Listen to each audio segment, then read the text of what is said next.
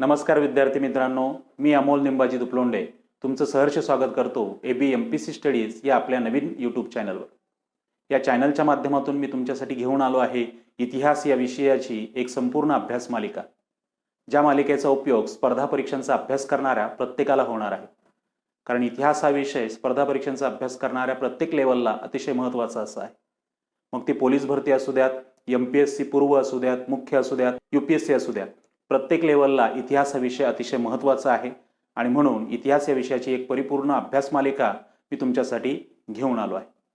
चला तर मग सुरू करूया आजच्या व्हिडिओला एका नवीन टॉपिकसह।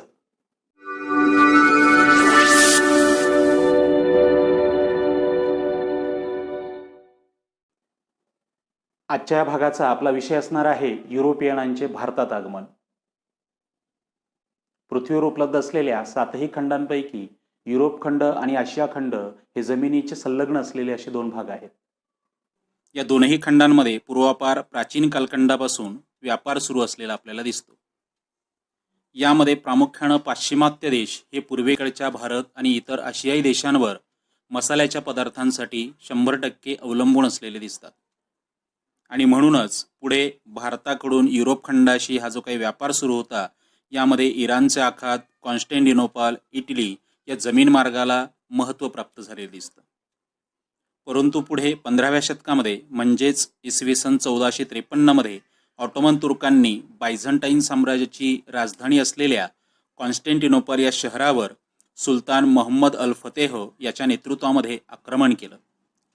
या आक्रमणाचा परिणाम म्हणजे बायझंटाईनचा पाडाव झाला आणि कॉन्स्टँटिनोपल शहर ऑटोमन तुर्कांच्या ताब्यामध्ये गेले। यामुळे युरोपियन देशांना भारतासारख्या देशांतून येणारा माल मिळणं आता कठीण झालं।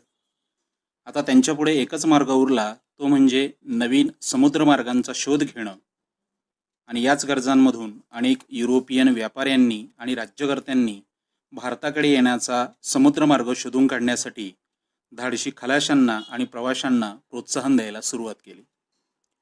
स्पॅनिश राजा आणि राणी हे त्यांपैकीच एक। पोर्तुगीज राजा हेनरी याने सुद्धा अशाच पद्धतीनं नवीन नाविक मार्ग शोधून काढण्यासाठी संशोधकांना अनेक सुविधा पुरवल्या। त्याने युरोप खंडामध्ये पहिलं नाविक प्रशिक्षण आणि वैज्ञानिक दृष्टिकोन वाढीसाठी नाविक विद्यालय उभारलं। 1471 मध्ये पोर्तुगीज नावाड्यांनी प्रथमतःच भूमध्य रेखा ओलांडली। 1481 ला काँगो नदी पोर्तुगीजांनी सर्वप्रथम ओलांडली।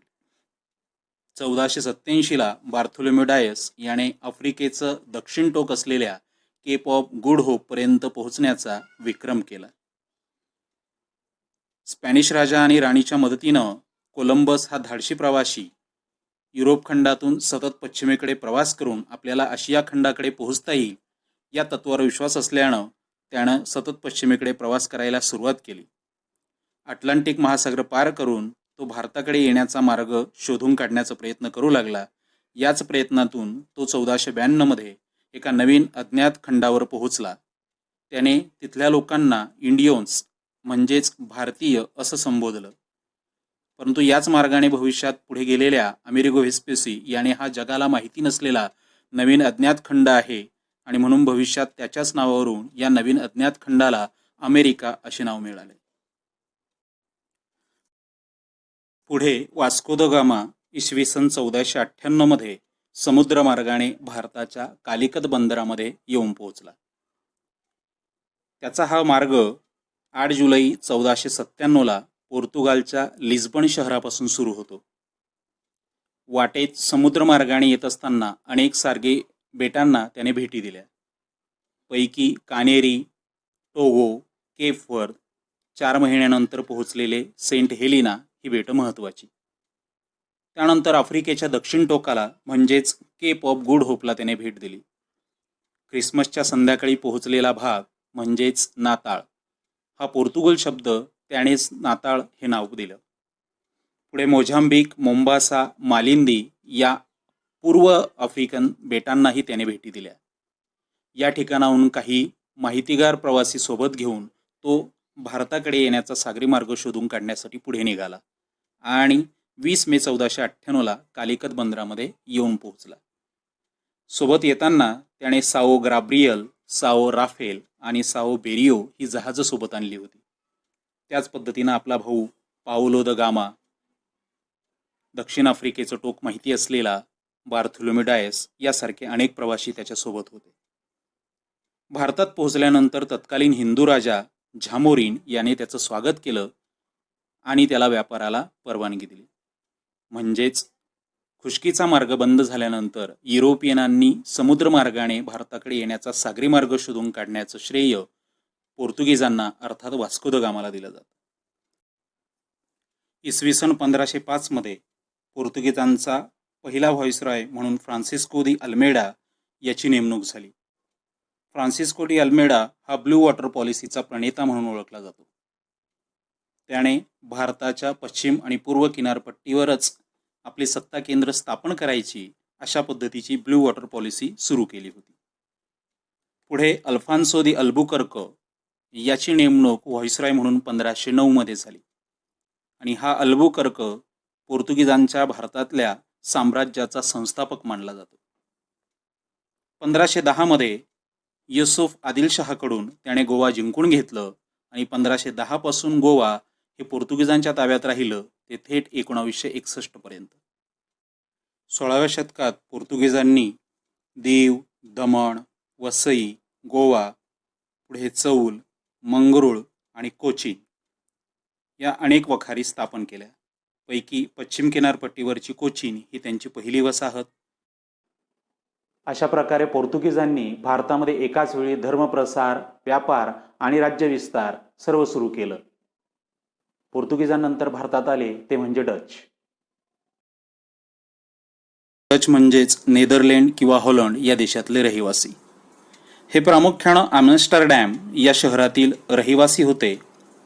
मराठी कागदपत्रांमध्ये त्यांचा उल्लेख वलंदेज असा येतो. साधारणतः 17व्या शतकामध्ये अतिपूर्वेकडील चाललेला मसाल्याचा व्यापार जो काही होता त्याच्यावर डचांनी आपला एकाधिकार निर्माण केला होता.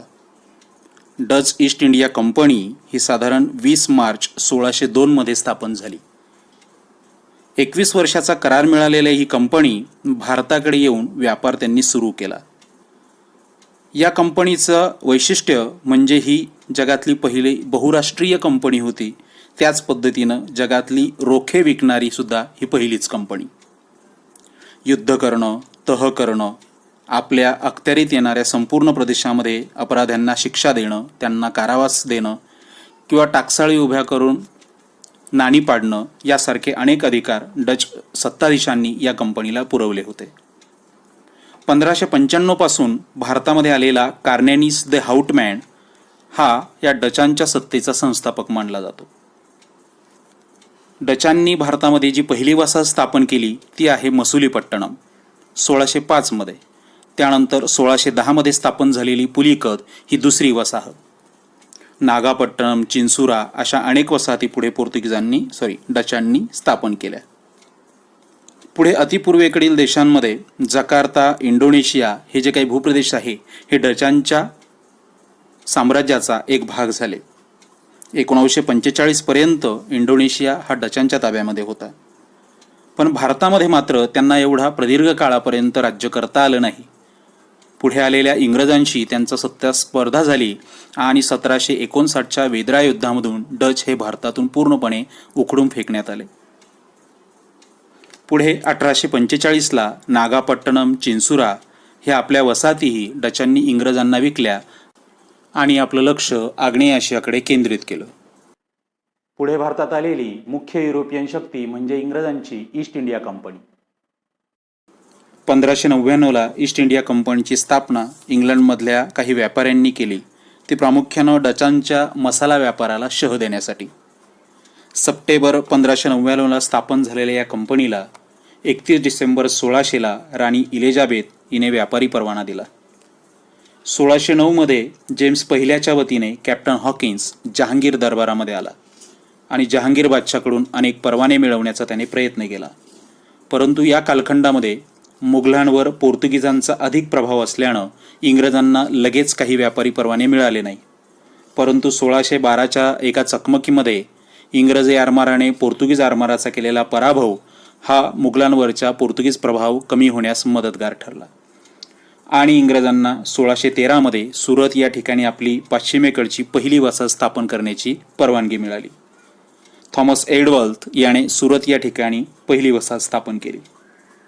1615 जेम्स पहिल्याच्या वतीनं सर थॉमस रो हा मुघल दरबारामध्ये पुन्हा एकदा दाखल झाला आणि त्याने प्रामुख्यानं मुघलांकडून अनेक व्यापारी परवाने मिळवले. अहमदाबाद, भडोच, आग्रा अशा अनेक ठिकाणी आपल्या व्यापारी वखारी त्यांनी स्थापन केल्या. 1618 सर थॉमस रो यांच्या माध्यमातून अनेक वखारी भारतामध्ये इंग्रजांनी स्थापन केल्या होत्या. 1633 पूर्व किनारपट्टीमध्ये हरिहरपूर, बालासोर या त्यांच्या दक्षिण भारतातल्या पहिल्या वसाहती. 1939 फ्रान्सिस डे याने चंद्रगिरीच्या राजाकडून मद्रासची जागा मिळवली आणि त्या ठिकाणी मद्रास हे शहर स्थापन केलं. 1640 स्थापन झालेला सेंट फोर्ट जॉर्ज हा जो किल्ला आहे तो याच ठिकाणी. 1640 बंगालमध्ये शाह सुजा या मुघलांच्या सरदाराकडून त्यांनी परवानगी मिळवली आणि बंगालमध्येही व्यापार सुरू केला. 1651 इंग्रजांनी हुगळी ही कलकत्त्याजवळची आपली वसाहत स्थापन केली. पुढे 1661 इंग्रजांचा राजकुमार चार्ल्स दुसरा याचा विवाह पोर्तुगीज राजकुमारी कॅथरीन ऑफ ब्रिगेन्झा हिच्यासोबत झाला आणि यावेळी इंग्रजांना मुंबई हे बेट आंदण म्हणून मिळालं. 1668 इंग्लंडच्या राजाने मुंबई हे बेट ईस्ट इंडिया कंपनीला वार्षिक 10 पौंड भाडेतत्वावर दिले. 1687 मुंबई याच केंद्राला इंग्रजांचं मुख्यालय याचा दर्जा मिळाला. गेरॉल्ड अँजियर याला आपण मुंबई शहराचा संस्थापक मानतो. 1690 गोविंदपूर सुतानती या ठिकाणी आजच्या कलकत्ता वखारीची स्थापना झाली. 1717 डॉक्टर विल्यम हॅमिल्टन यांनी मुघल बादशाह फर्रुख सिंहर याचा असाध्य रोगातून त्याला बाहेर काढल्यामुळे फर्रुख सिंहरने आपल्या संपूर्ण मोगल प्रांतामध्ये इंग्रजांना मुक्तपणे व्यापार करण्याची परवानगी दिली आणि संपूर्ण भारतामध्ये इंग्रजांनी वखारी स्थापन करून व्यापाराला सुरुवात केली. इंग्रजांनंतर भारताच्या सत्ता स्पर्धेमध्ये महत्त्वाचे ठरलेले फ्रेंच हे भारतात आले.